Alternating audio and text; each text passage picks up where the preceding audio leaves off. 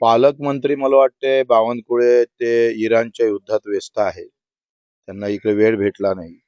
मला असं वाटतं का एवढा निर्दयी माणूस मी अजूनही आयुष्यात पाहिला नाही.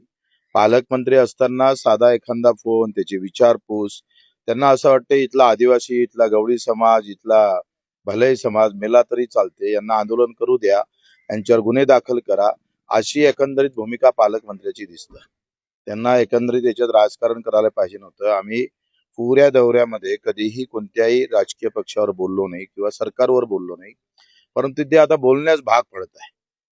म्हणजे पालकमंत्र्याला वेळ भेटू नये एवढी राजकारण करण्यात, इथे पिण्याचं पाणी भेटत नाही.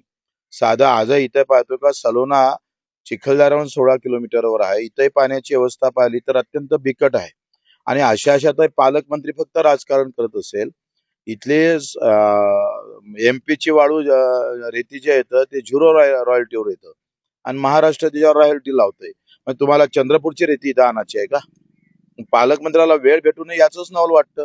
त्यांना असं वाटतं का मेळघाटवाले मेले का आणि जिवंत राहिले का? अरे त्यांनी तुम्हाला 1,40,000 मतं देऊन निवडून दिलाय तुमचा आमदार, लाज वाटायला पाहिजे ना थोडी तरी.